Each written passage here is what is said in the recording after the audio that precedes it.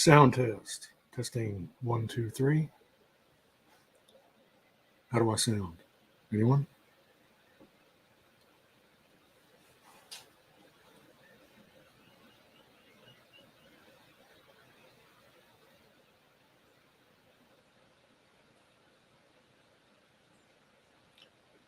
So today we are going to talk about vegan health outcome data. They're always talking about how vegans, according to the health outcome data, are healthier. We're going to check the credibility of that claim. Hello, John Byrne.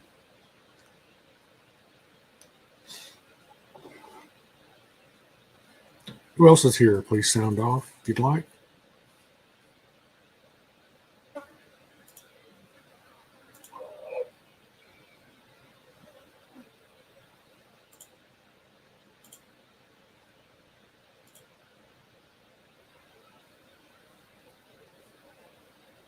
Okay, so this was the debate that I had with two vegans the other day. This is Carson from Reasonable Vegan Channel and Michael McCaffrey.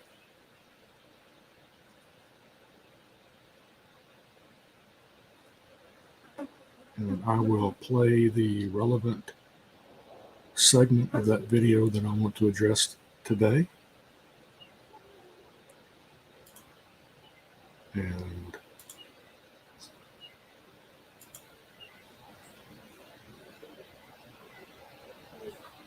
let's see.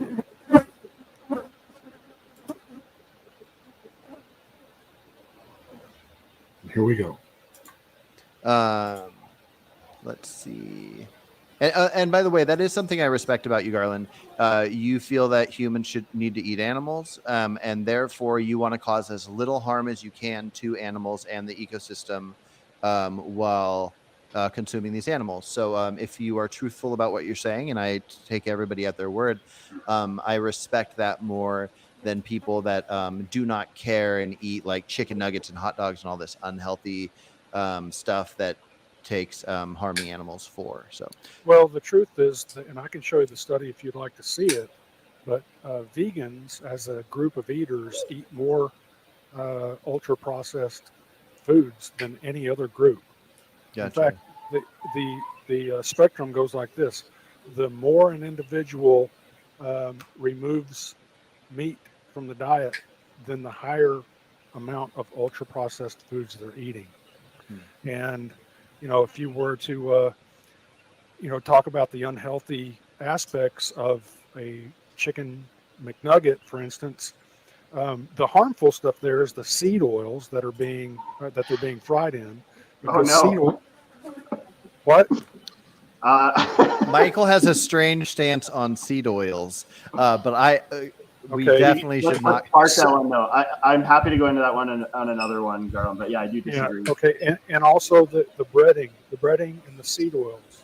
Mm-hmm. Seed oils are unsaturated, and you know what it means to be a saturated fat? You know what that means? What's it mean, Michael? What's it saturated in? Yeah, I guess I don't know the technical. I've looked this up at one point. I can't remember right now. Vegans it's not technical. don't know anything fat. about nutrition. It's straight fat. Yeah, sorry, I don't know the mechanistic interworkings of what it does inside of you. I can't remember. There's a lot of stuff, and I don't remember it all. I could look it up. Fats are called lipids, okay? And unsaturated lipids are not protected. They're very prone to oxidation. Wait, sorry, are we going into this now? Because I'm going to want to respond with outcome data on seed oil if we're going into this. Because mechanism is nothing. Yeah, mechanism is nothing. This is Michael McCaffrey who spent 3 hours asking me really the same wild hypothetical question over and over and over again. And the moment that I try to get into something substantive, then he wants to just talk over me and interrupt me and prevent me from going where I want to go. Yeah, can we go to the next question? But Yeah, you notice neither one of these guys want to talk about anything other than these wild hypotheticals about, hey, what if there was a talking species of chimpanzee? Or what if there were intelligent aliens that invaded the earth, but they were friendly? And then I want to talk about something factual regarding optimal human nutrition, and they want to move forward. They don't want. Neither one of them really want me to speak about this issue. But I don't want to do that if Garland, if you're wanting to delve into this part of it, about the chicken nugget. I'll tell everyone to go out there and look at what a saturated fat is. It's saturated hydrogen atoms, which makes it a stable fat. It's not prone to oxidation. Gotcha. Okay. Unsaturated fats are prone to oxidation, and those fats that they're frying these foods in are exposed to oxygen and heat. Yeah. They And become oxidized.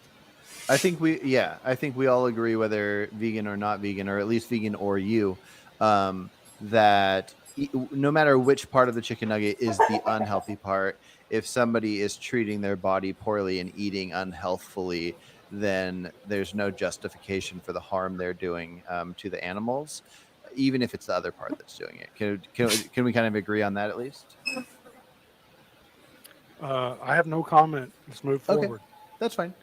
I would be curious to hear your answer to that. Like even a yes, no, I'd be curious. I won't.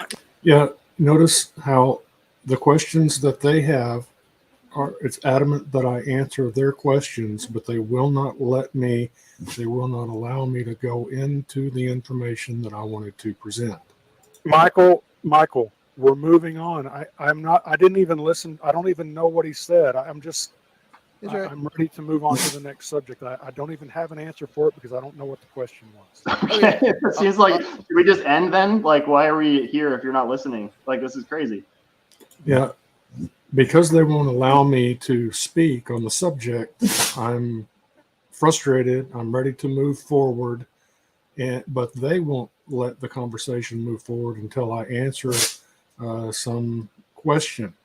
So this is why I wanted to have I wanted to host this debate. I actually tried several times to screen share, and Carson, aka Reasonable Vegan, emailed me and told me that I was going to be able to share a screen share without using him as a middleman. And the reason I didn't want to use him as a middleman is because I didn't think that he would allow me to screen share and talk about the things that I wanted to talk about. And but he assured me that they tested it, and I would not have to use him as a middleman. As it turned out, I did have to use him as a middleman.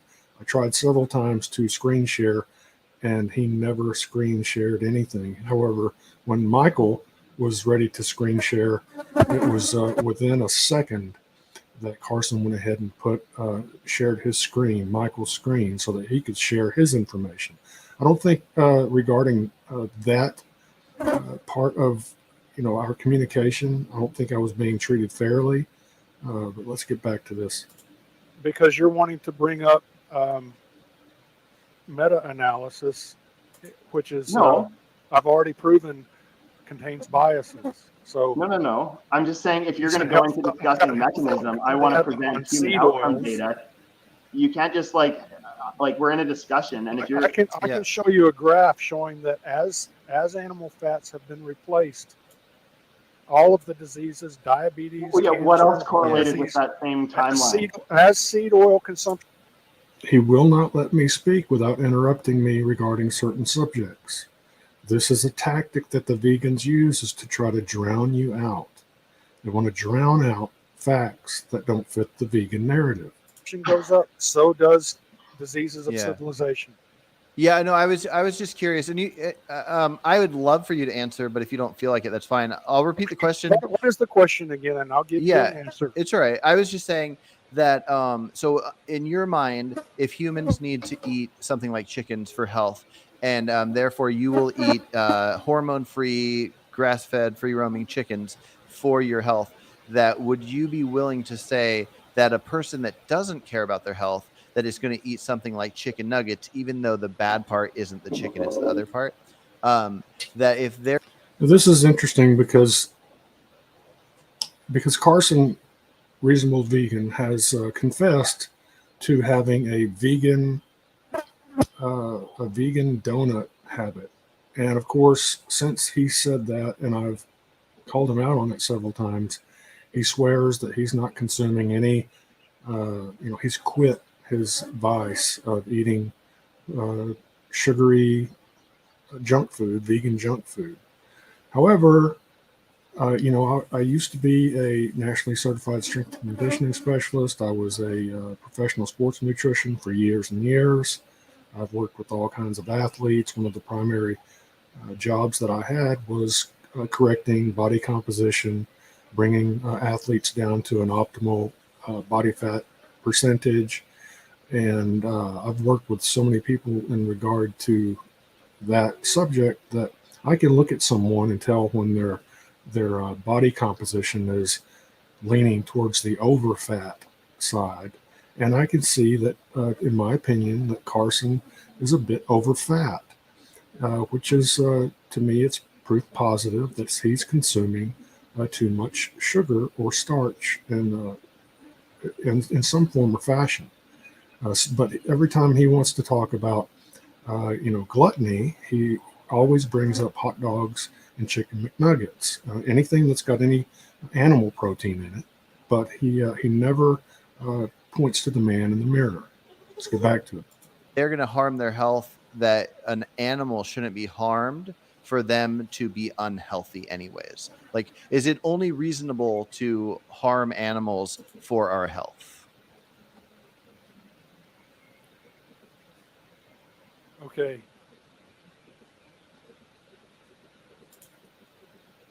It's not the animal portion of that that's causing the harm to the health. Correct.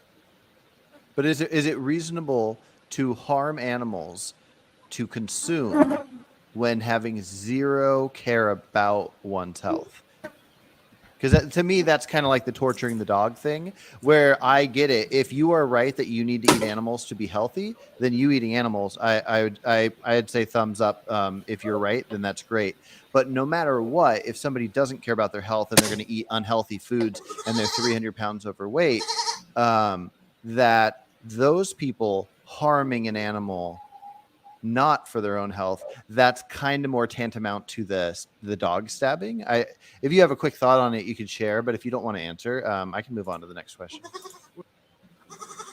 It's really bizarre how every time you turn around, a vegan is fantasizing about dog stabbing. There's more fantasizing about animal torture in the vegan community than in any other cult or group of eaters. It's really bizarre. Well, I would have to bring in the crop deaths would have to be part of this hypothetical, right?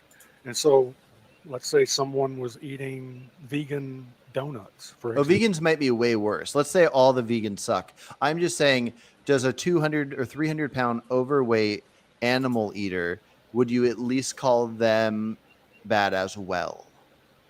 Or at least you would call the action of making an animal dead to not benefit their health. Would you call that, in your opinion, not morally good? Can you name a food that comes from, that is there an animal out there that we're killing so that we can make it into an unhealthy food? In other words, the hot dogs, the reason I bring this up is because hot dogs and chicken McNuggets are made of primarily, what you'd call byproducts. They're not a primary. They're the leftovers. The bits and pieces that are left over after, once you process the chicken into, thighs and legs and wings and breasts. Same thing with the hot dogs. That's collagen and gristle and tendons and lips and different parts that it's byproducts. So there's really, if you stop consuming hot dogs, you're not going to be reducing animal deaths. All you're going to be doing is causing a byproduct to pile up because it's got nowhere to go. Chicken that makes up the chicken McNuggets, these are all byproducts of the meat industry. And so the hot dogs are made up of collagen and, Yeah. No, I'm just saying. So I don't want to cut you off, but I'm just saying, like, I'm not calling the meat part the unhealthy part. I'm just saying, if a person that, let's say, they consume the healthiest meats possible, but then also separately they just drink sugar and they gain 300 pounds, they do not care about their health. Do you think that it's acceptable for that person to harm an animal when they're not harming the animal for health benefits the way you are? Does that make sense? Yeah, I think I understand what you're saying, but things like choline, creatine, vitamin K2, MK4, B12, there's a bunch of nutrients that they can get in meat that they wouldn't get from the sugar. And so this individual would be much, much more unhealthy if they were just eating the sugar. And then you go look at the sugar industry and you find out that there's 86 different deadly pesticides that they're using on sugarcane, and it's driving whole species, it's killing so many birds that they're being driven towards extinction, and it's causing birds to starve to death because the insects that they used to eat have been killed by all the pesticides. So it turns out that actually the problem was the sugar. And so the problem is the plant-based diet. Okay, I'll just move on to the next questions. Unless Michael, you look like you wanted to say something. Yeah, like, so just one way to just modify that slightly, Carson, is like, let's say it's somebody that eats all of their micronutrients for the daily dose that they need to be optimally healthy, and they've eaten an omnivorous diet, like whatever you'd recommend, but then they want to like eat 4 more chickens, like fried in whatever you don't think is healthy, and just for the taste. Is that and they have to kill those chickens in order to do it? Like, is that part of it wrong? The excess. Like, if they magically knew. I think gluttony is, to me, gluttony is a self-harming activity. So cool. I discourage gluttony and all, whether it's a vegan or animal. And separately from the gluttony, you think that they are committing an immoral act by harming the animals that they didn't need to with the gluttony, because you could the glutton could just eat vegan cake. They will not take my answer. You could call that wrong. But would you also say that a second added element is that they continue to ask me the same question over and over and over again because they've obviously colluded. They have a game plan of getting me to concede to something in an effort to validate veganism. And so it doesn't matter how I answer this question unless I endorse veganism. They're going to continue to ask me this question again and again. It's pretty frustrating. That they're being a glutton, being harmful to themselves, but also those chickens they caused harm to could have been eaten in a good way the next day, or by somebody else. Well, I think what this is where the vegans, I think there's like the synapses aren't actually making contact, because let's say it wasn't 4 chickens. Let's say it was 16 pounds of soy curls. And then you go and find out that 47 animals had to die for that extra poundage of soy curls. And we'll answer that if you answer the other question. Yeah. I just did. I just said that all gluttony, whether it's a vegan glutton. See, you can see the look on Michael's face. He thinks he's so close to having me validate veganism. The game plan is to ask the same question over and over again. Change it a little bit if you need to get Garland to answer the way the vegans want. But I've answered this question probably 20 times, during this live stream, but they continue to ask the same question over and over and over again. Gosh, it was frustrating, I'll tell you. Or That wasn't the question. But okay, so yes, so the both forms of gluttony you say are bad, but the form of gluttony that also harms the chicken, would you say that that was not a justifiable harming of the chicken since that chicken wasn't used for health benefits? It's not a gotcha or anything. I'm just curious. Yeah, I think that the individual is harming their own health, and that's the primary wrong that's happening, is that they're harming their own health. Is there a secondary wrong though, where that chicken should have gone to somebody for somebody else's health or that person's health the next day?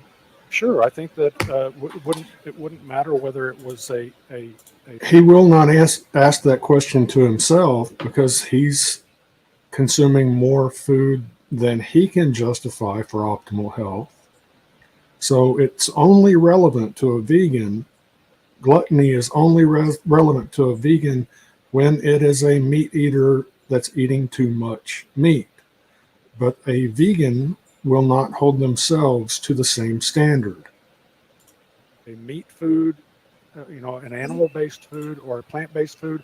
Both animal and plant-based foods cause suffering and death. Yeah. So it doesn't matter whether it's meat You're right. or plant. So overeating the vegan cake is causing these unnecessary crop deaths. Overeating the chicken is causing the deaths of the chicken. But if I grew food in my backyard, which I'm currently doing, and the lettuce is going nuts, I might hit something with a shovel. But aside from that, I'm not using pesticides. So if I overeat lettuce, which I don't even think you can do, but let's say hypothetically you could, then there might be the gluttony aspect of it. But there wouldn't be a secondary harming animals, where vegan cake would have the secondary crop deaths and the chicken secondary chicken death. So you do agree that the secondary deaths matter? No. When you grow a garden, there was an ecosystem there that you weren't involved with. It was existing outside of your influence. Correct. And there were snails and worms and beetles and squirrels and voles and moles and raccoons and all kinds of animals were making use of that land, and you came in and you killed some of those in the act of clearing a spot for your garden, and then you killed a bunch more by going in and plowing it up and destroying the soil horizon. And then you even killed more by going to the store and buying seeds that were packaged in paper that were from trees. He doesn't want to hear this. Okay, let me clarify real quick then. And let's also imagine I harvest my own seeds, because I do. I'm cool like that. Yeah, I'm going to point out that you can't harvest seeds that you don't have plants for. So but okay, which seeds have you harvested? Sorry, I didn't harvest the originals, but once I got into gardening and learning some stuff. So you did not harvest the originals? Well, I mean, correct. But anyways, hold on. The originals. I don't know. I can't remember. And you didn't clear a spot for the garden? No, I did. Hold on. Just give me a quick sec, and this will be my last question on this, and then we'll leave it. No. Oh, hold on. It's just my backyard. But okay, so would you rank, if the gluttony is equal in all three cases, would you rank the gluttony something like this? The secondary deaths, would you say that the worst is the vegan cake one because the crop deaths, and then the chicken one, and then the guy that's planting in his backyard, that his backyard is cleared of these things you're talking about, but it's the least of the worries of the three? What is the least of the worries of the three? Which one? Yeah, like would you rank them based on the unnecessary? We're 2 hours and 18 minutes into this live stream here that we're watching, and they have asked me this question over and over again. At this point, my mind is starting to glaze over just from the onslaught of this same question asked over and over and over, just in a different way, trying to nail me down in a way that that they can say, okay, Garland conceded that veganism is the most appropriate diet. That's all they're focused on.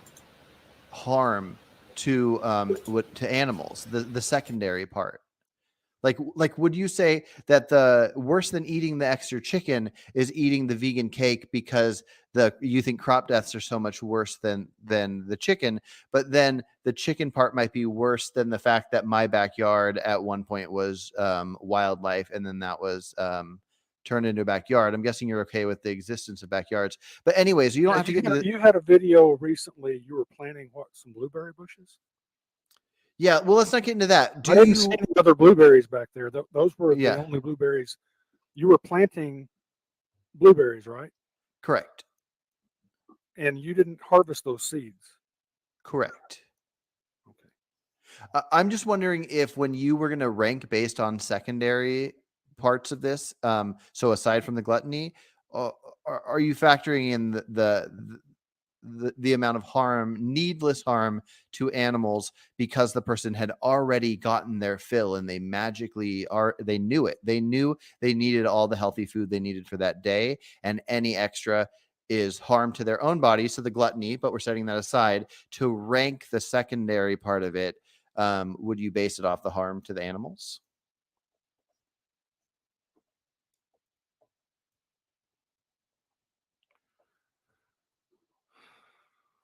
I don't understand your question. It's all right. It's all right. I'm just gonna move on. You're asking me. I think what you're asking me is, do I care about harm to animals? Yeah, which is why I thought it. I thought it was an easy answer. My number one priority is human health. Human, yeah. Okay. Harm to animals is a secondary consideration. I don't think that animals should be, that human beings should be torturing animals. I don't think that human beings should be killing animals for fun. Yeah. But I think that it's appropriate and necessary for animals to be killed and eaten for optimal human nutrition. Okay, yeah. So people that are extremely overweight, whether they're eating stuff that cause crop You deaths don't have or to be extremely overweight. okay, so anybody over, I like to go past. Anyways, anybody overweight, Quit overweight. Right? Yeah. Okay. So anybody overweight that is eating things that will cause crop deaths or just cause individual deaths. I think that I've just said something very relevant. I've got someone that's trying to get me by I'm having not. me. There's I no mean, gotcha. we've been talking about this for the last 15 minutes, and you're overweight. Uh-huh. Okay, so this is like Michael Jackson's song "Man in the Mirror." You know, if you want to make a change, start with the man in the mirror. I'm not talking about change. I'm just wondering. I'm just wondering your stance. I'm not even offended. Food, then you can justify you're causing extra animal harm. No, I'm agreeing with you. I think that I don't think overweight vegans should be getting overweight and overeating causing crop deaths. I'm with you. Who are causing extra. I'm going to let y'all watch this for a moment. I'm going to stand up and ask these roosters to leave me alone. So I'm going to let you watch this. I'll be right back. Animal harm should be lecturing about harming animals. Lecture. Yeah, there's no lecture. But yes, anybody can have a stance on anything. I can have a stance on abortion without being a woman. I could be 800 pounds and have a stance on weight health. So yes, I don't know about lecture, but we can move on. I think I've made my point. Yeah, no, and we all care about animals. Okay, why? Snivels says, why does Garland see vegans as such a threat when we are 1% of the world's population? Because the vegan diet is being promoted by corporations like Bayer, Pfizer, organizations like the World Economic Forum, huge corporate interests, a lot of them pharmaceutical corporations that are financing this vegan narrative. And so if it was just 1% of the human population that didn't want to eat meat, I wouldn't have a problem with it. But we've got large money, huge, the largest, the most powerful entities in the world that are pushing this narrative.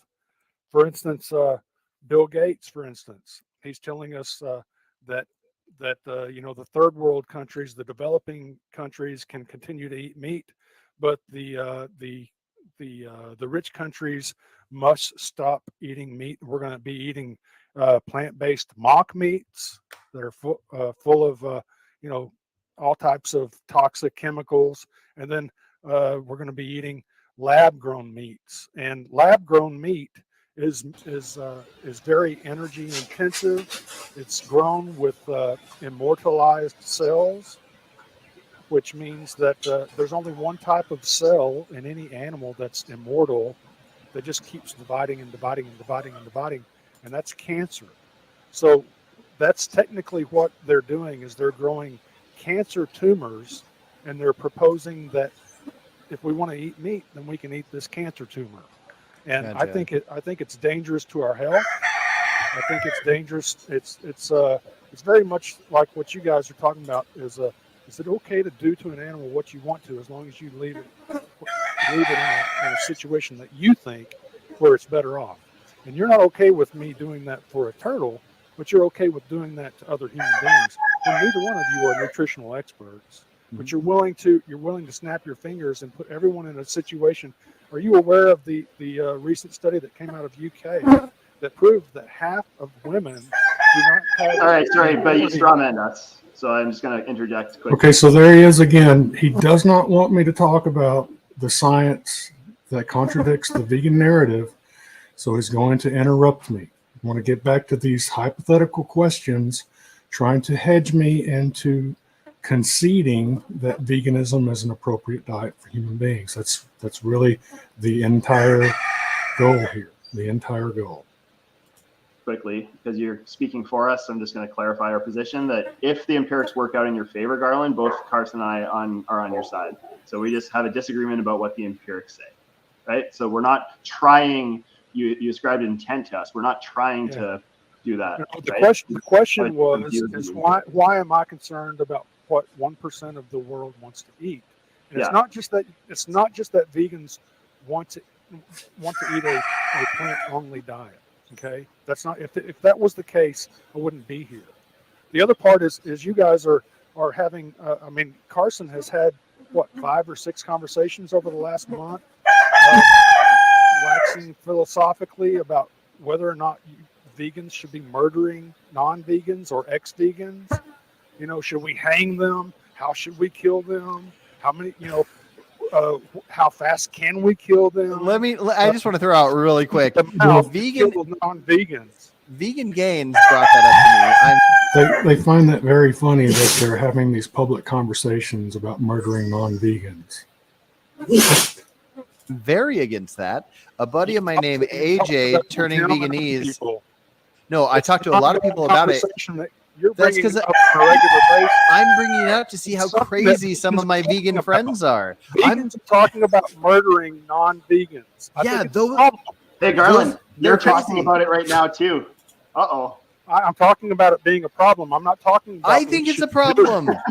I think it's a problem as well. They are crazy. You said that whenever Vegan Games asked you about that, he said, talking about that vegan teacher hanging an ex-vegan, and you said, no.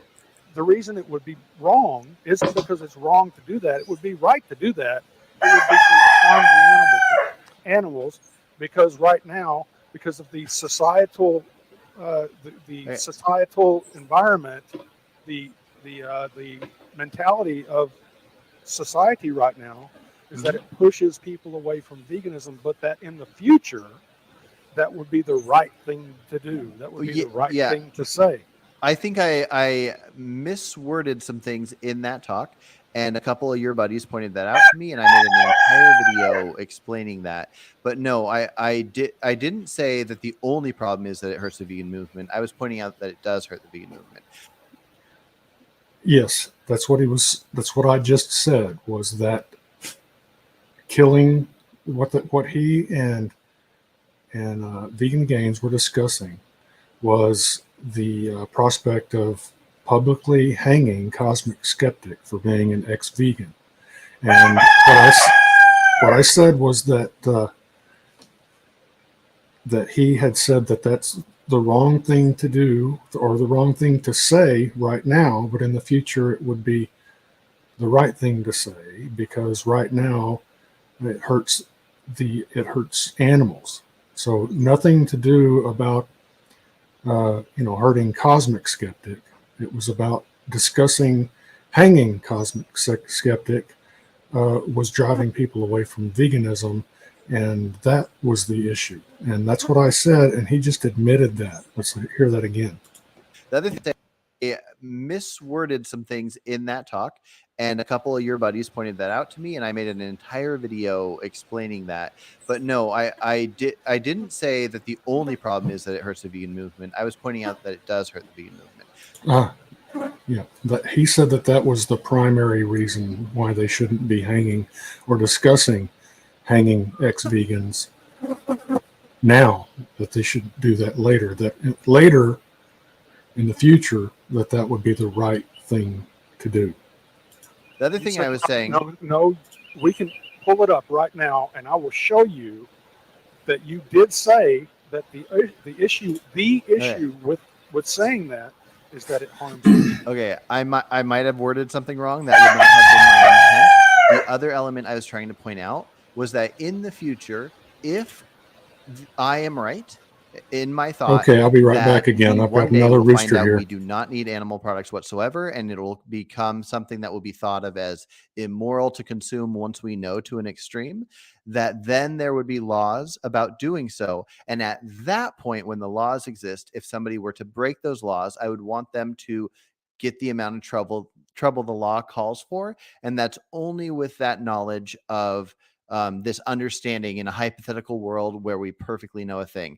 If it sounded like I was saying that the vegan teacher is right and Alex should die, it is not correct. And that's why I keep bringing it up to every vegan I talk to find out which ones are the craziest. And AJ, who is watching this right now, knows that he is the craziest. And then there's a few people after him, but most people, like I'm thinking Michael, does not want Alex to die. So anyways, we can move on to the next question, but there's enough vegans that are they're bloodthirsty right now for non-vegans, for people that what they call carnivores, and they have a deep hatred of visceral murderous emotion about them. They're discussing killing. They're publicly expressing a desire to kill people who eat meat. And you're not wrong, but that's the internet. The internet's full of people that want to kill all the trans people and all the Christians. Yeah, he's blaming the bloodthirst of vegans on the internet as if somehow the internet made them do it. The devil made us do it. Not the internet. The internet is like a shovel. Okay, a shovel is not going to do anything. It's not going to go out and dig a hole. The only thing that's going to cause a shovel to dig a hole is if someone goes over there and grabs a shovel and starts digging a hole with it. That's like the internet. So we can't blame it on the internet. I'm not blaming it on the internet. I'm saying using the internet as a tool to express outwardly and publicly. I mean, you can imagine that if non-vegans were having that kind of discussion about vegans, that the FBI or someone would come in and put a stop to that. But the powers that be that are under the umbrella of the World Economic Forum and other corporate interests that want to push a plant-based diet on the entire mankind, they're going to sit back and they're going to let these high-paid vegan influencers. Who was that bodybuilder vegan influencer that came out recently and confessed that once he was another. Yeah. At this point, people in the comments were saying, calling me a conspiracy theorist, go get the tinfoil. And none of this is, the thing about conspiracies, number one, is that people are convicted of conspiracies every day. So conspiracies do exist. However, what we're talking about is all out in the open.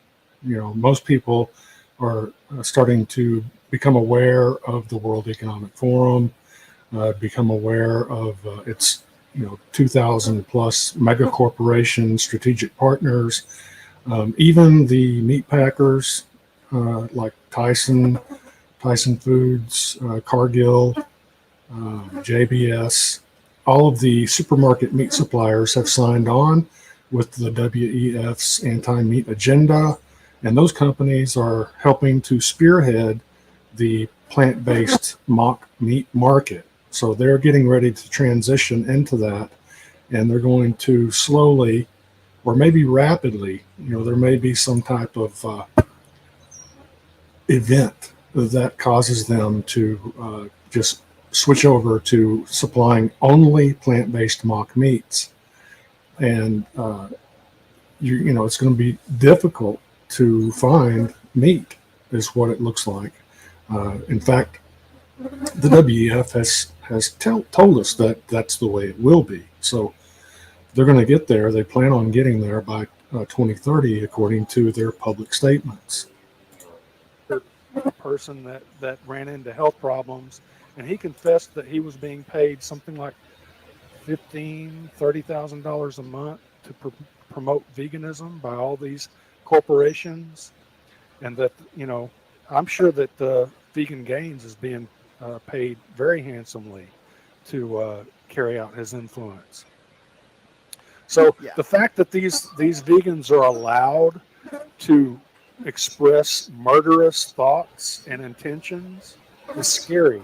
And the fact that I have a brother who was born with a birth defect because of the plant-based diet, and we have all these vegans that don't have any type of background or understanding or education of optimal human nutrition, that would take the ability for me to keep my children nourished. These people are looking to do me harm. Okay, I probably missed the part where Michael challenged me with some vegan health outcome data, and I wanted to show you guys. We can come back to this if y'all want to watch more of this, and I can comment on it. But I wanted to show you an example of the type of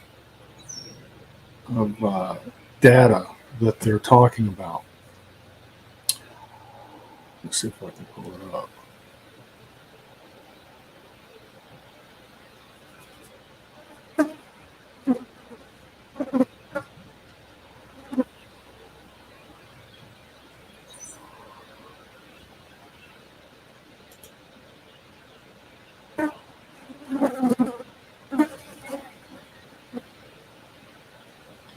I actually think I closed that page. Let me see if I can pull it up again.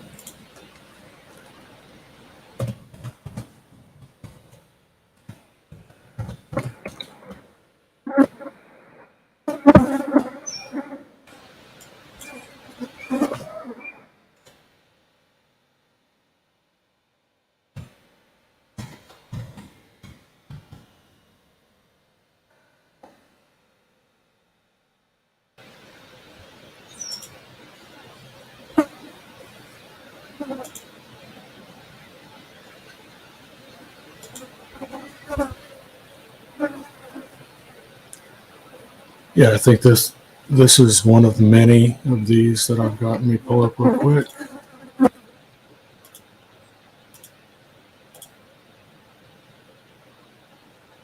Health effects of a vegan diet.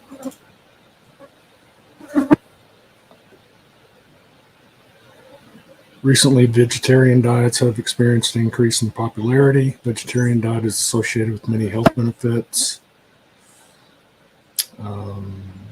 Compared with vegetarian diets, vegan diets tend to contain less saturated fat and cholesterol.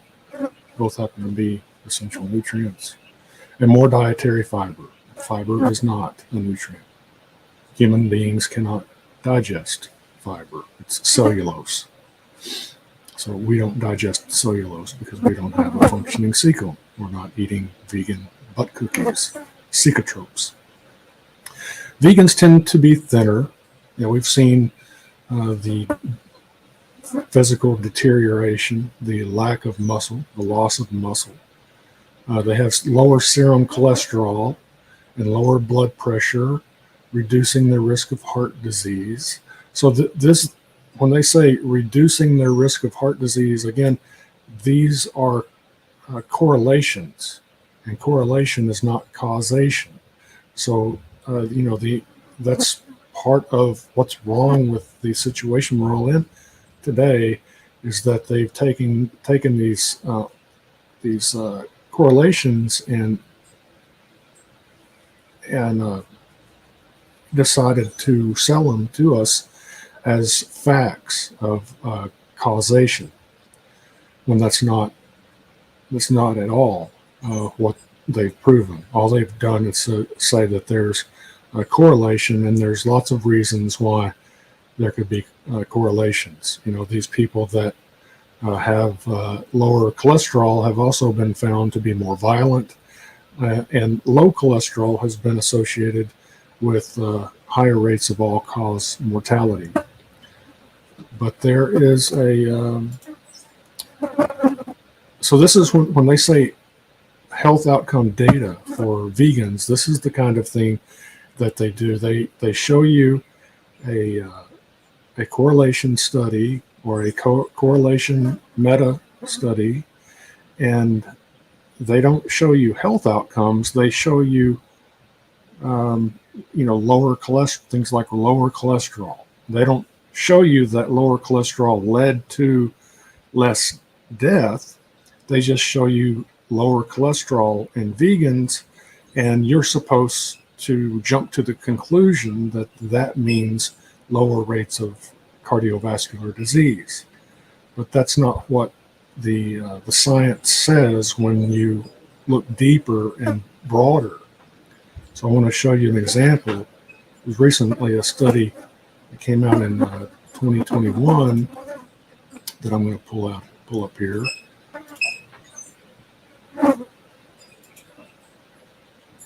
This one right here, I believe. Association of lipid, inflammatory, and metabolic markers with age at onset for incident of coronary heart disease. This was in 2021 and included 28,024 women, and it was over a period of 21.4 years.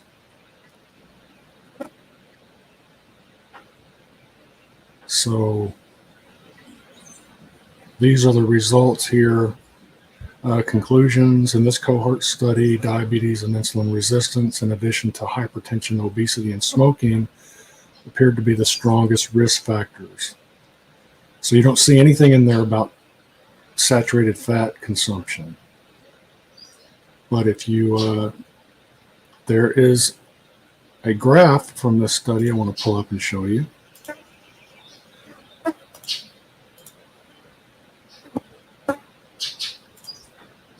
Right here.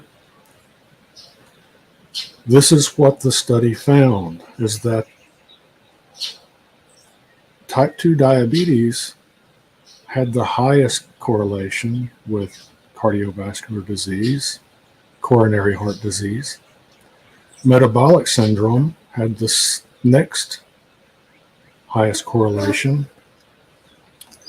Hypertension, obesity, and then smoking. So you compare smoking to diabetes, and it's like a third.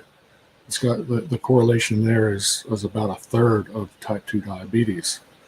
Now, the truth, I think most people realize, except for perhaps vegans and vegetarians, which are a tiny portion of the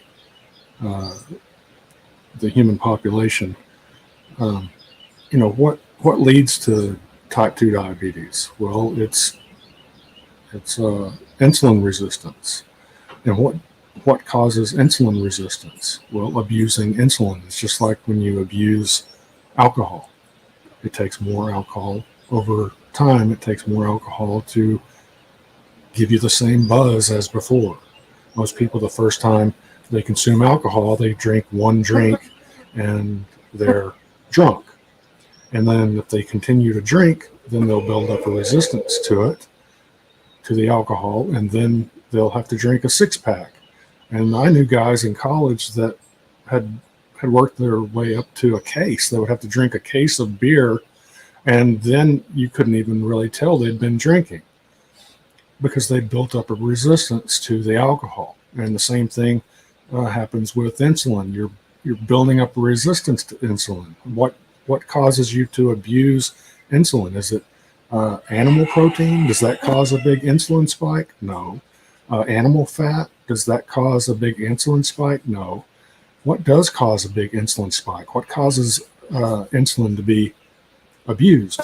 Well, we know that that's sugar and starch. A high sugar and starch diet is associated with type 2 diabetes. Of course, there are questionable entities, including vegans, that will try to blame type 2 diabetes on animal protein.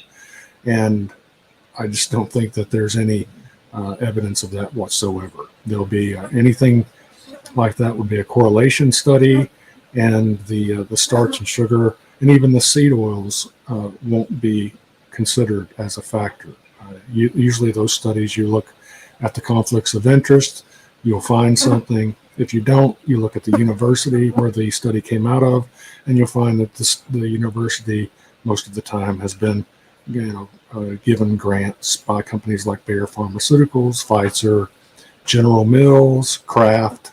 All of these grain companies are pouring money into these universities, and they do that now instead of giving the money straight to the professor where they would have to disclose a conflict of interest. They just give it to the university, and perhaps the university can funnel that into the pockets of whichever professors are pursuing the corporate line. So the next part of the graph down here, lipoprotein insulin resistance, has a strong is a biochemical marker. This top part is risk factors, the red graph, and the blue graph is biochemical markers. So lipoprotein insulin resistance. So we know, again, we just discussed the insulin resistance caused by excess sugar and starch consumption. And then triglycerides. What do we know about triglycerides when they go up? Is it animal protein, animal fat that causes triglycerides to go up? No, it's carbohydrates like starch and sugar. And then apolipoprotein B. And then down here near the bottom is a correlation between HDL cholesterol. Even less correlated is LDL cholesterol, which they call that the bad cholesterol, which has what would you say, that LDL cholesterol seems to have maybe 1/5 of the association or the correlation with coronary heart disease as insulin resistance. So this is a study that came out in 2021, and it's been largely kept a secret. You're not going to be seeing a lot of discussion of this on the mainstream news like CNN or Fox. You're not going to see vegans talking about this. I'm going to bet that there's no one in the audience that has even heard of this study before. But this study, it completely blows the wheels off of the machine that's trying to promote a animal protein and fat free diet, a vegan diet, or even a vegetarian diet. So let's see. I'll show you a couple other things I've got pulled up here.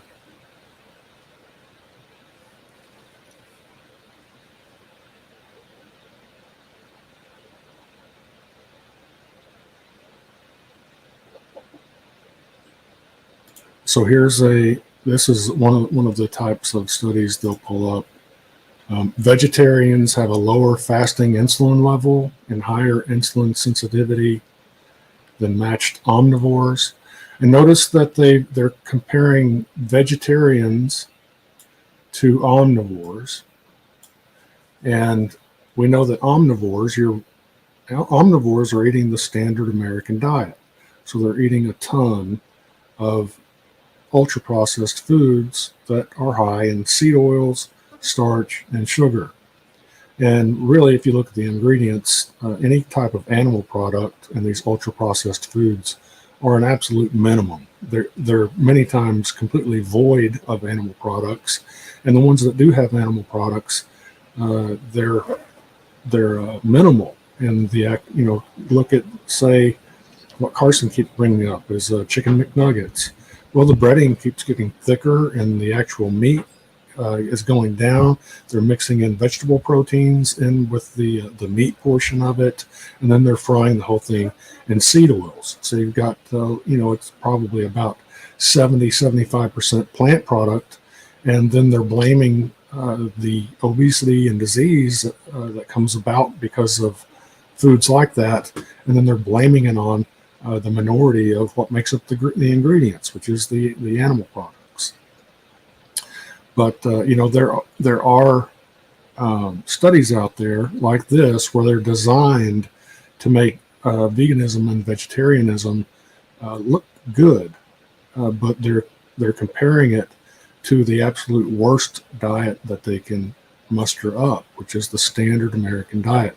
In fact, I wouldn't agree. Like I heard Sean Baker say the other day that veganism was better than the standard American diet.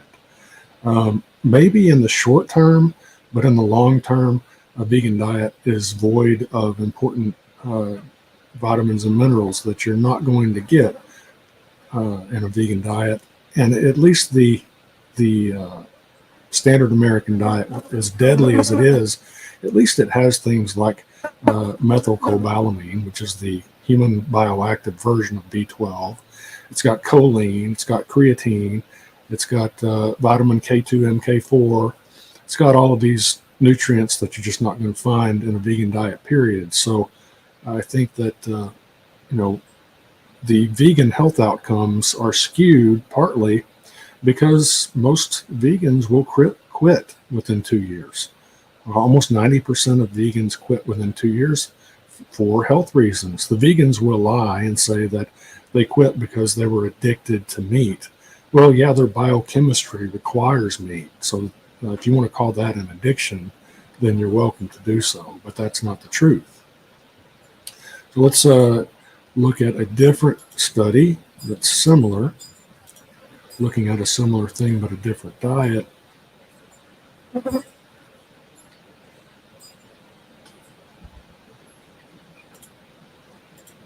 So here you've got the effect of a ketogenic diet on glycemic control, insulin resistance, lipid metabolism, etc. So this is a ketogenic diet. These are going to be animal-based diets. And so you come down here to the conclusion. A ketogenic diet not only has a therapeutic effect on glycemic and lipid control among patients with type 2 diabetes, but also significantly contributes to their weight loss. So, you won't find vegans quoting, and I don't even know if anyone has funded, because this is largely about money, pitting a vegan diet up against a ketogenic diet in regard to insulin resistance, glycemic control, and all of that. So, vegans will cherry pick which health outcome data they want to show you. But we know for sure that as, for instance, over time, over the last 200 years, for instance, the sugar consumption has skyrocketed. The starch consumption has skyrocketed. The seed oil consumption has skyrocketed. So as these plant derivatives, these processed plant ingredients have gone up, so has diabetes type 2, obesity, coronary heart disease, cancer, all of these have gone up with the increase in plant foods and a decrease in saturated fat and animal fats in general. So I hope that I got my message across there. We can go back to looking at that live stream debate that I did with the two vegans if y'all would like.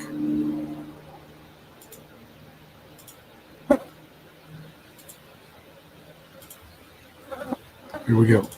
They are bloodthirsty. They don't want to just hurt me. They want to hurt my children.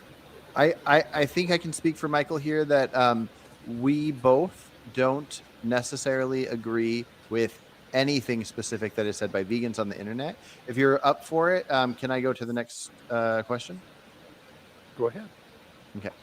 I think you do make good points, and it's worth analyzing comments made by vegans if they're right or wrong or whatever. Okay, so Randall says, why would you want to make species go extinct instead of reversing their DNA to reintroduce them, guinea pigs, to South America's ecosystem? You didn't care about the ecosystem except with the lion. Okay, so Randall's not talking about anything here, but he saw a video, or maybe it was a comment I made to him about how... For me, this is an odd idea to reverse engineer a domesticated animal's DNA so that you could reintroduce them into the wild. Usually there's a wild counterpart to a domesticated animal, like any species of dog. You wouldn't have to reverse engineer. We've already got wolves in the wild, so those genetics are already there. But the issue really is not that, but how ridiculous it is to threaten not only human beings' health by removing all livestock genetics from the face of the earth, but just in general, what that would do to our food security. I mean, that's just a global famine waiting to happen. When you take all of those animals that we've selectively bred over time to produce an animal that we can safely be around and raise so that we can have optimal nutrition and vitamins like B12 and choline and creatine without having to rely on some petroleum-based and fueled factory that's supplements that are going to be supplied by the supplement industry that's been proven over and over again not to be trustworthy. They lie about the ingredients of their products. Who knows if they might decide to just shut down and not provide you with these nutrients anymore. That's an Orwellian dystopian nightmare for the entire human race to be reliant upon some supplement company to get by health-wise. Since guinea pigs were bred from other rodents, they were bred into existence to be food in South America, and now I was pointing out that it would probably be best if they just go extinct. I would be curious to hear both your thoughts if either of you know anything about this, but what I was pointing out is that right now the guinea pig that is a pet only, if they're not affecting the ecosystem right now, so they can either be pets or they could go extinct, and then the ecosystem is what it is. I don't know if Randall thinks, or if either of you do, that if you reverse engineer the DNA of guinea pigs back to some kind of a wild rodent, that would benefit the ecosystem to put them back in. I don't know if either of you have thoughts on that. I don't have any strong thoughts on Okay. it. Like, I would factor in all sorts of things. I think, like, oh my gosh, like if the externalities went in favor of the benefit to the planet far enough in one direction, I think that like playing around with organisms like that could be justified, but you need to be really sure, and it would need to be a big benefit for me to be ethically okay with it. I don't know if that. Yeah. But yeah. Yeah. I guess I just don't know much about that kind of thing, or I don't know much about not only rewilding things or reverse engineering DNA. I don't know which animals in the ecosystem specifically are more good for the ecosystem than others. Okay, and then the last two questions I believe are for Garland. Angelo, or Angelo. I always pronounce his name wrong, and I have to think of Michelangelo. Okay. Anyways, For Garland, have you ever gone 100% plant-based for an extended period of time? Like, have you ever tried out eating Yeah, I plant-based? did. I was actually, I put myself through college on an athletic scholarship, and I was misled to believe that a Yeah, plant-based I think diet, well-planned vegan diet would actually help me perform higher athletically. yeah, they're kind of changing gears.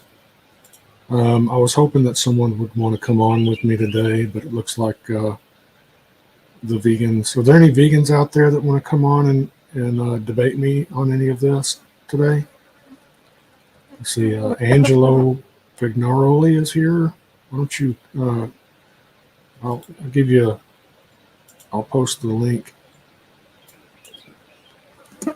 You're welcome, more than welcome to come on and see if you can.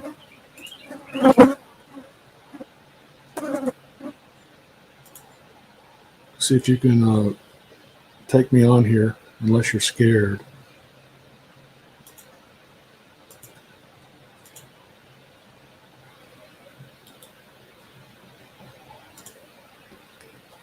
Oh yeah, he says he's at work. That's a pretty good excuse. He's got time to sit here and argue in the comments, but doesn't have time to actually come on and take me on. Any other vegans out there in the comments that aren't at work?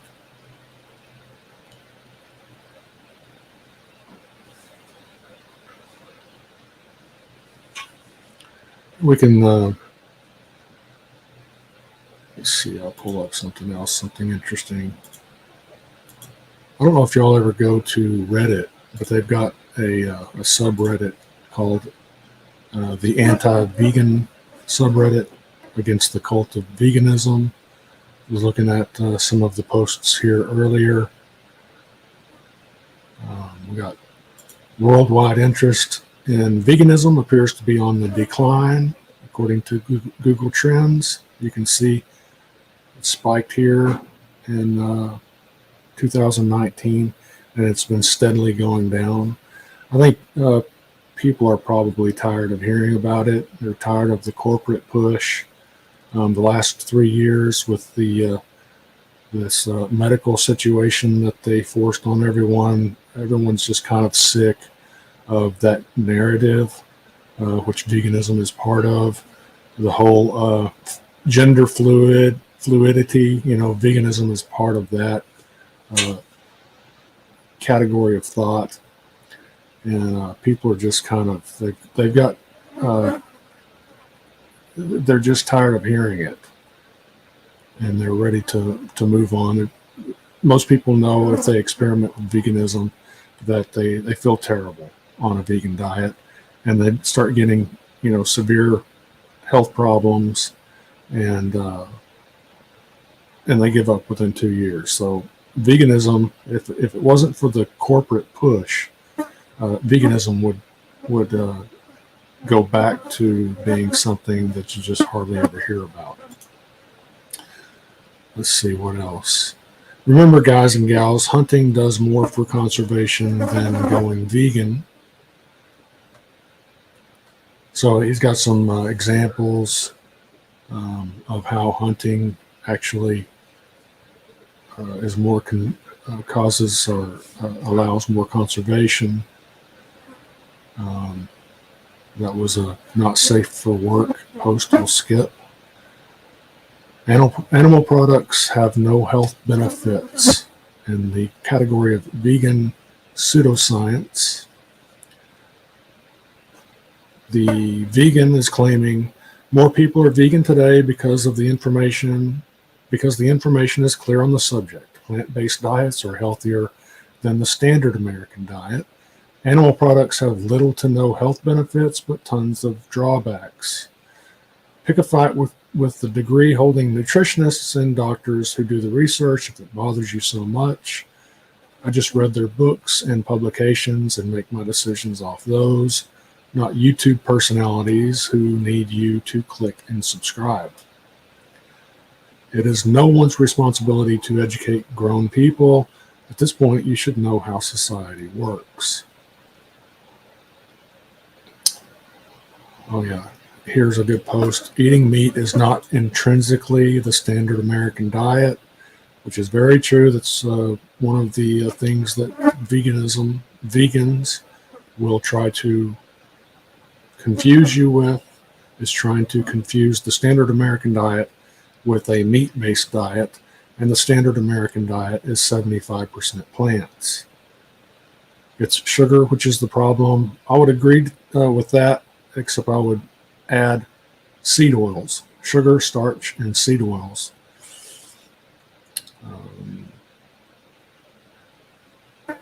Let's look at the next post here. We've confused the adamant vegans once again. Now they're trying to avoid the question completely. Let's see what the question is. In a vegan subreddit, someone stated that riding horses counted as animal abuse due to the constant movement of the horses. A non-vegan then asked the following question, shown in the green check. Is having a dog learn how to catch a frisbee animal abuse? And the vegan says, you really think that's comparable? So vegans, they wield the ultimate judgment on every facet of handling animals and whether or not it's moral or not. Just like if a deer walks into a cornfield, in their mind, we didn't trespass on the deer's original territory when we cleared it for the crops, plowed it for the crops, planted the crops, sprayed the crops with fertilizers, sprayed the crops with pesticides. But then when the deer comes back into its original territory to eat some of the corn, then to the vegan, it's okay to shoot that deer, because in the vegan's mind, the deer is the one committing a crime, the crime of trespassing and the crime of eating the vegan's food. Therefore, they do not think that it's wrong to shoot that deer. However, you shoot that same deer trying to acquire nutritional sustenance, shoot that same deer planning to eat it, and that is a rights violation. So they've got everything twisted in a way that fits the vegan narrative. None of it makes any sense. It's all subjective, and they think because of their messiah complex and their misanthropy and their antinatalism, they believe that they are the ultimate judge of what's a rights violation and what's not a rights violation. And they don't know anything about agriculture, whether it's animal agriculture or plant agriculture, crops. They have no idea. They don't study that. They watch some animal torture porn, and then they go out there and start calling people carnists, frothing at the mouth about causing all domestic animals to go extinct, and discussing whether or not they should start hanging ex-vegans and non-vegans. It's absolutely insane. Let's look at the next one. Cultivated meat could emit 25 times more carbon dioxide than conventional beef, finds research. Cultivated meat could emit 25 times more CO2e than conventional beef, finds research. Fresh research out of the University of California, Davis suggests the global warming potential of cultured meat could be between 4 to 25 times higher than regular beef if a highly refined growth medium is used in its production. Like I said in the debate with the vegans that we were looking at earlier, is that this lab-grown meat is not meat. It has to be grown with what they call immortalized cells. And immortalized cells, by definition, are tumors. cancerous tumors. So what Bill Gates is wanting to feed you is cancer. You know, are you comfortable with the idea of being limited to just cancer tumors for any animal product that you want in the future? This is absolutely disgusting. There's really no telling of what that would do to human health. I have a feeling that it would cause, it would be a genocidal operation.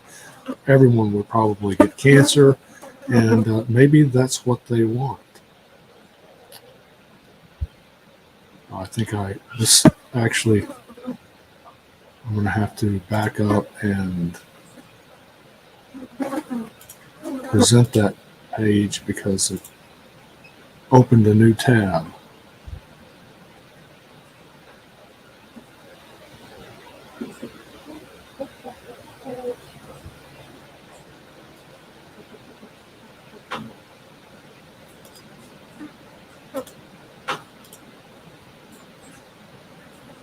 Oh, there it is. Cultivated meat could emit 25 times more CO2e than conventional beef. I'll go ahead and put that in the comments so y'all can go to that. Put that in your arsenal. So look there in the comments, you'll see a link to that science.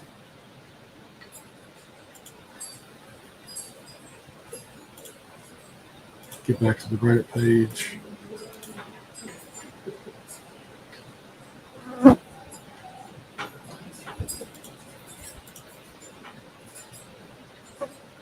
Another vegan spotted spreading disinformation. Let's see what this is.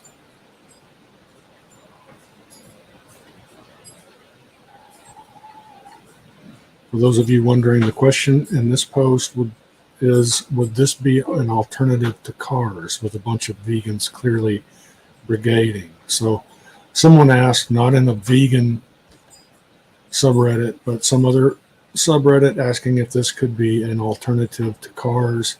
And I'm sure the vegans, of course, the horse there pulling the buggy, that's a sin in the vegan religion. So yeah, there it is. Why veganism doesn't make sense. Eating animals is not wrong in any way. In nature, the predator animals hunt its prey and eats it, right? There is and always has been a predator and prey nature. Veganism is just denying natural selection. If you're strong, you survive. If you're weak, you die. This is nature. So if humans are stronger than animals, they can eat them. We are smarter too. We can make machines and factories to eat animals, our prey.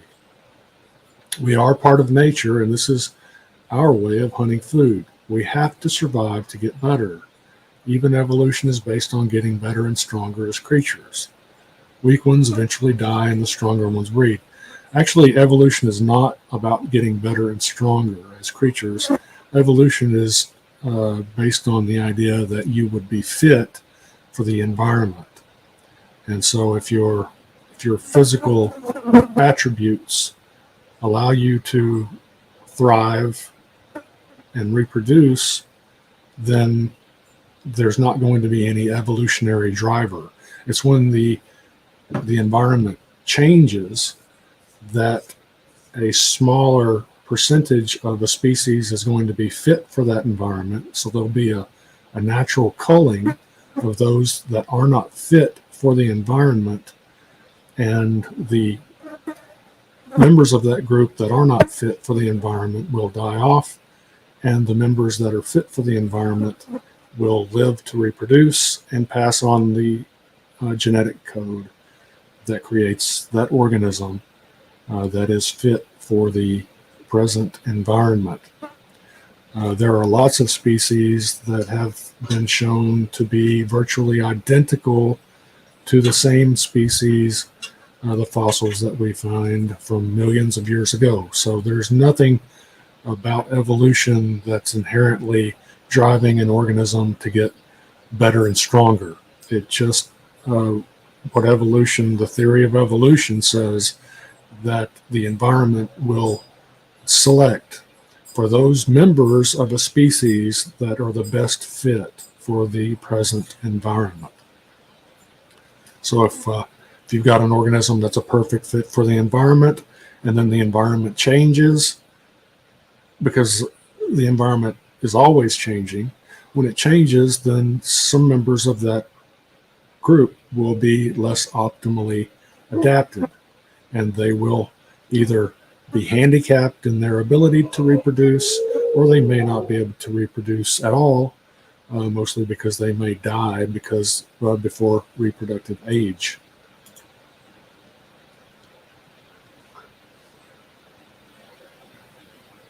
Here's another post.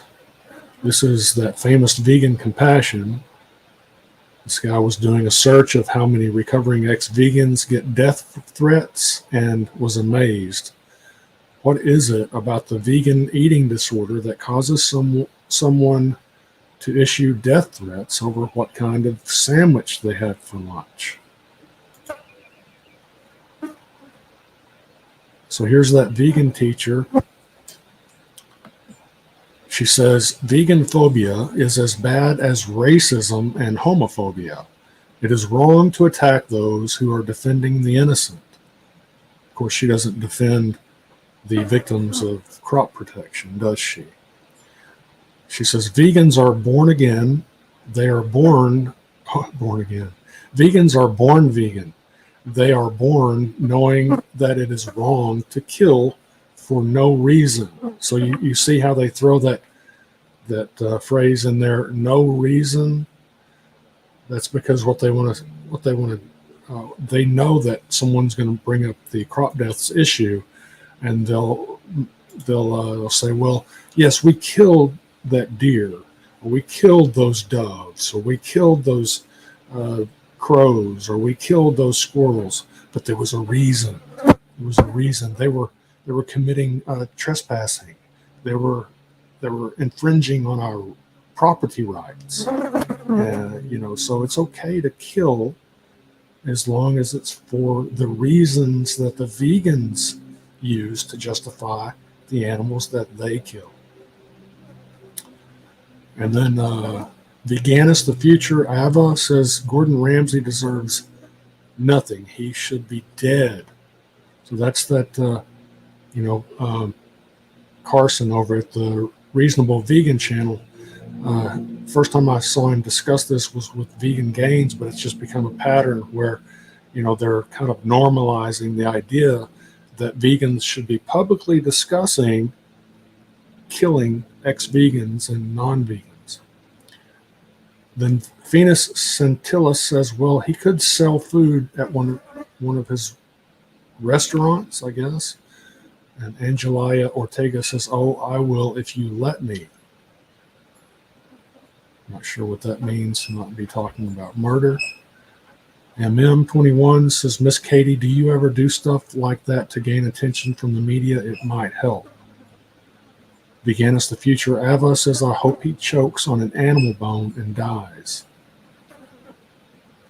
Yeah, so it's scary. The bloodthirst that's coming from the vegans these days. It's worrisome. And the powers that be are allowing these vegans to have these public conversations, to even, I've had vegans that have tried to battle me in debates or back and forth videos that have actually gone on and encouraged people to make death threats against animal farmers. So, this is a major problem. Here's someone putting some food porn out there. Probably the weakest. I mean, yeah, we all like to see delicious meat, but it's not the best content for anti-veganism. See, food in 2050. I'm really hungry.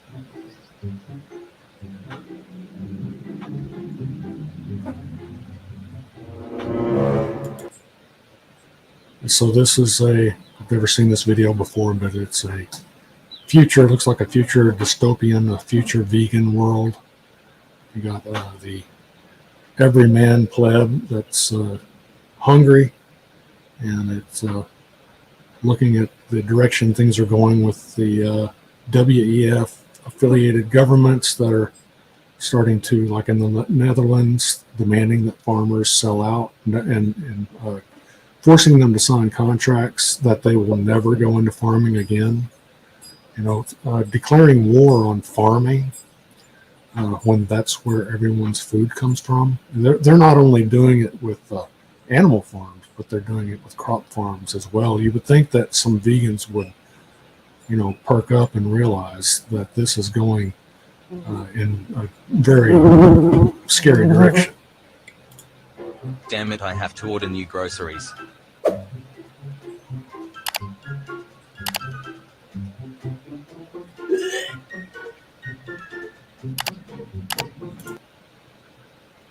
Let's see. You got cow flavored, looking at the products here.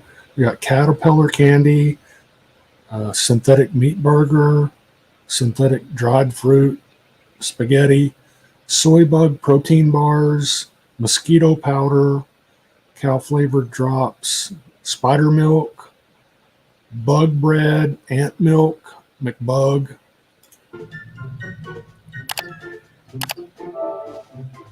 An hour waiting time? Damn, it must be busy. I can't have this hunger feeling for another hour.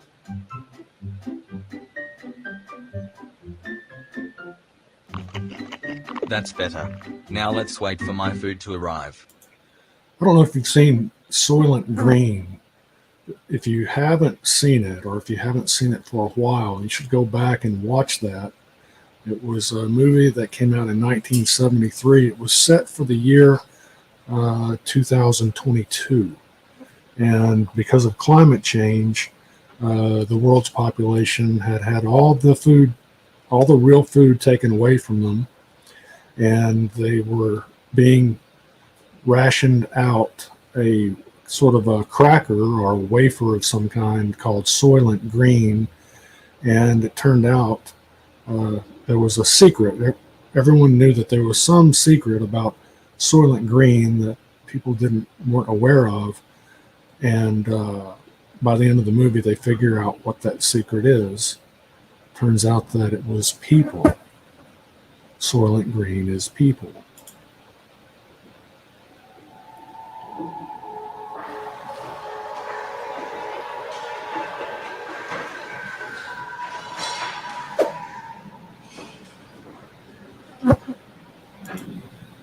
And so this is not a conspiracy. Bill Gates has publicly expressed his desire for this to be the world of the future. And this is the world of the future that vegans want.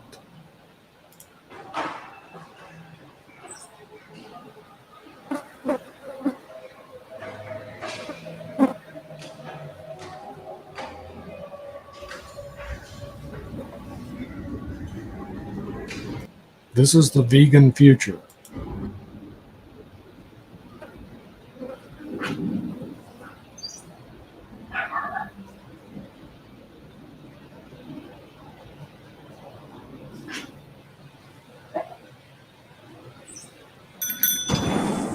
Your groceries are here. Would you like to buy some calorie pills? Great for bulking. No, thank you. Yeah. I'm just going to quickly post the invitation link again in case someone wants to come on. There it is in the comments. If you want to come on and join me, feel free.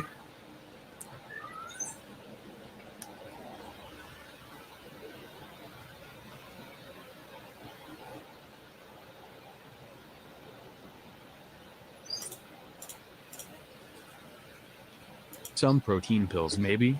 Saves you a lot of time if you're trying to gain muscle. No. Okay. Maybe I can make you happy with a bottle of unmodified water. They're in discount. I don't need anything. Do you have to do this to meet your target or something? I'm just trying to earn something extra for my family. I'm not sure. Let's skip forward. Oh, they're having a conversation. This job doesn't pay very good, you know. Well, good luck. Can I have my groceries? Sure. One more thing. What? I saw you ordered meat flavored drops. Were you a meat eater? I was, yeah, until it became illegal.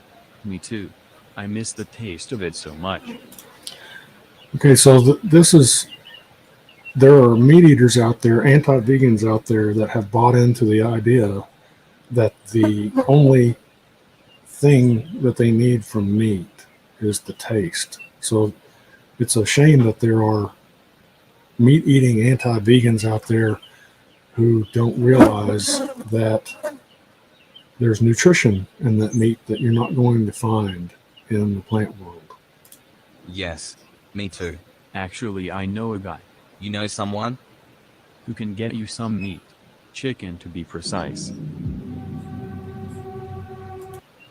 Yeah, if we don't stop this agenda, then in the future, eating meat or dairy or eggs or fish will be a felony. Is that the world you want to live in? Can you tell me more? I'm talking about myself. It's a side hustle, but I have to do it secretly. If you come to this address tonight at 2 a.m., I can sell you some chicken. How much? I charge $50 for a pound of chicken. You know, this is the world that we're pretty close to, where a chicken may cost $50. And part of that is because, you know, for instance, Tyson Foods, that provides probably the majority of chicken, they're helping to spearhead the plant-based mock meats. So they're trying to, you know, sell fake chicken, and it's like an art project. You know, you can make a you can make a chicken breast out of clay and paint it, make it look exactly like a piece of chicken, but it's not going to taste like a chicken, and it's not going to have the nutrition of chicken. Think about it and meet me tonight if you want to buy some.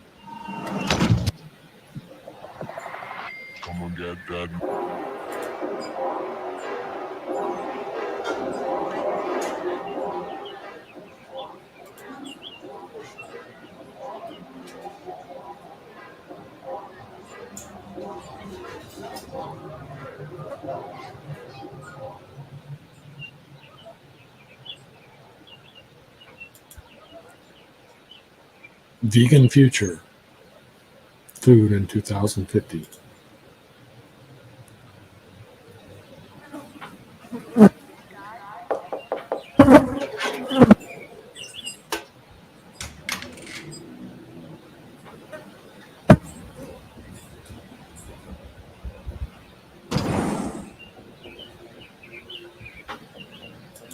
I haven't watched this before, but it looks like this guy might be being entrapped.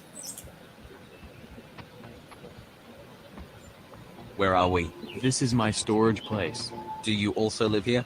You said you didn't have a lot of money. This place belongs to a friend of mine. We share it for our secret business. Speaking of, let's get to business. You wanted 1 pound of meat, right? Yes. Just to confirm, you want to buy 1 pound of chicken meat, right? Yeah, it sounds like he's being entrapped. Like this is sort of like 1984, where people are tattling on each other. Perhaps this guy's going to get some type of benefit, you know, a governmental perk for trapping would-be meat eaters. I have it in this fridge. Yes, I want to buy. Can you show me first?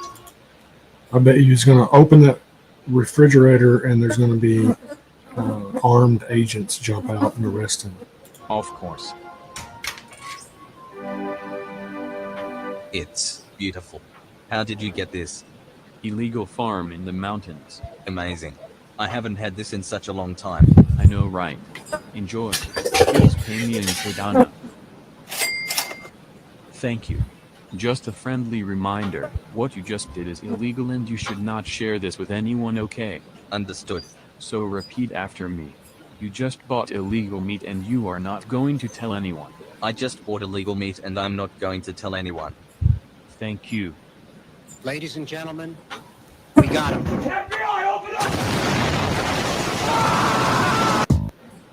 Yeah, I saw that coming.